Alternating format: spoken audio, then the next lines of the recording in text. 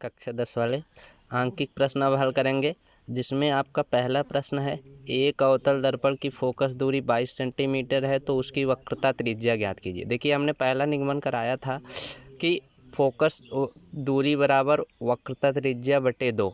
देखिए, इस क्वेश्चन में फोकस दूरी 22 सेंटीमीटर दिया है, तो 22 सेंटीमीटर हमें एफ की वैल्यू पता है, आर निकालना है। आर बराबर 2F हो गया, 2 गुणे 22 बराबर 44 सेंटीमीटर। अतः अवतल दर्पण की वक्रता त्रिज्या हमारा 44 सेंटीमीटर आया है। इस प्रकार से भी आपको बुक में प्रश्न मिलेंगे, आप लोग हल करिएगा। देखिए, दूसरा जो क्वेश्चन है वो है 24 सेंटीमीटर वक्रता त्रिज्या वाले अवतल दर्पण के सामने 3 सेंटीमीटर की दूरी पर एक मोमबत्ती रखी है, मोमबत्ती के प्रतिबिंब की स्थिति ज्ञात कीजिए। देखिए, क्या क्या दिया है, वक्रता त्रिज्या दिया है 24 सेंटीमीटर और वस्तु की स्थिति, दर्पण के सामने 3 सेंटीमीटर की दूरी पर एक मोमबत्ती रखी, मतलब वस्तु की स्थिति दी है। तो हमें क्या निकालना है, प्रतिबिंब की स्थिति, मतलब वी निकालना है। देखिए, सबसे पहले हम अवतल दर्पण की फोकस दूरी निकालेंगे। देखिए, अवतल दर्पण की फोकस दूरी F बराबर R/2। अब इसमें हम सारी जो वैल्यू होगी चिन्ह सहित रखेंगे, हमने पीछे नोट पॉइंट में भी लिखवाया है।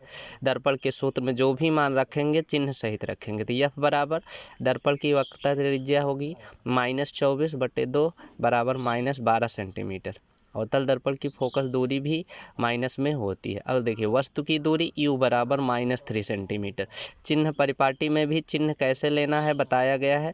तो अब देखिए, दर्पण के सूत्र से 1/F = 1/V + 1/U, सारा मान चिन्ह सहित रखेंगे। तो F का मान -12 है, तो -1/12 = 1/V, और U का भी मान माइनस है, तो -1/3।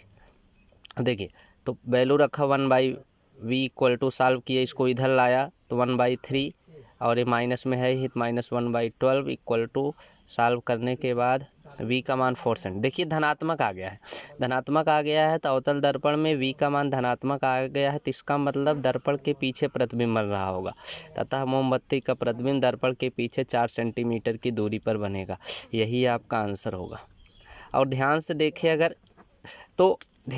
अगर तो हम लोग ये जानते भी हैं, केस को अगर पूरी 6 केस अवतल दर्पण की याद करें, फोकस दूरी 12 सेंटीमीटर, वस्तु कहाँ है 3 सेंटीमीटर, तो मतलब वस्तु रखी कहाँ है, ध्रुव और फोकस के बीच में। और ध्यान दें, जब ध्रुव और फोकस के बीच में वस्तु रखी जाती है तो उसका किरण आरेख स्थिति 5 में बताया, भी स्थिति 6 में, कि जब वस्तु ध्रुव और दर्पण के फोकस पर जब ध्रुव और दर्पण के फोकस के बीच में रखा जाता है तो आभासी प्रतिबिंब बनता है और दर्पण के पीछे बनता है।